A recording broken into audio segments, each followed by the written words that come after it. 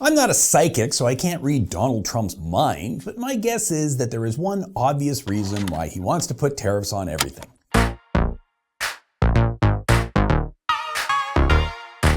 Why? Money. If he puts a 25% tariff on goods coming in from Canada, and since a tariff is a tax, that's 25% more tax money that he can spend, and all politicians like to spend money.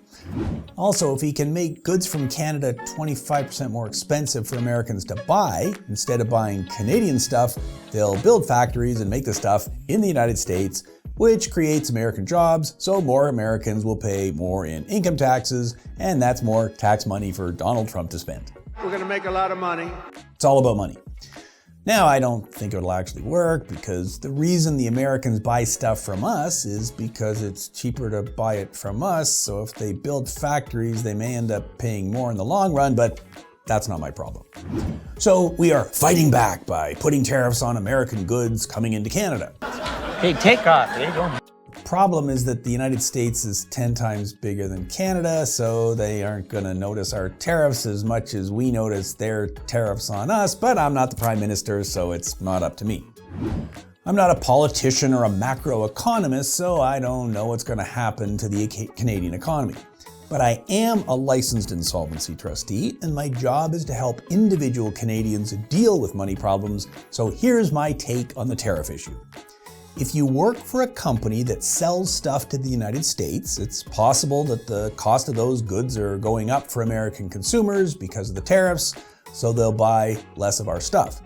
That's not good for your job because your hours might get cut back, certainly no wage increases, no more overtime, and maybe you get laid off. If you are a Canadian who buys American goods, that's pretty much all of us because we don't grow a lot of fresh produce in the winter in Canada, you'll be paying more for stuff because the Canadian government is retaliating by putting tariffs on the stuff you buy.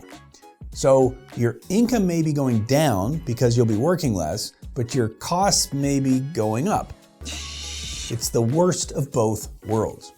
So what's my advice? Well, I guess long-term we should buy Canadian goods, which will create jobs in Canada, which helps all of us, but it takes time and a lot of capital to build massive greenhouses to grow all of our food, and factories to build stuff, and training for workers to be able to make the stuff, so that's not a quick solution. In the short term, like for today, my advice is simple. First, do what you can to cut costs.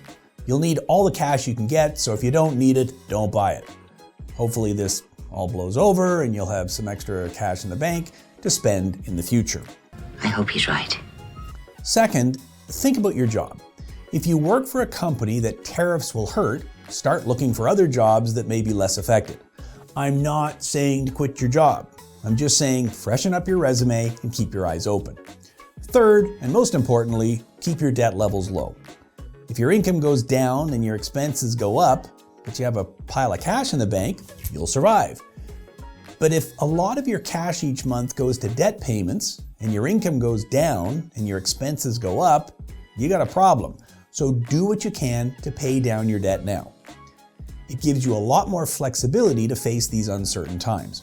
And yeah, if you're already drowning in debt, track me down. I help people file consumer proposals to get rid of debt. That's what I do for a living.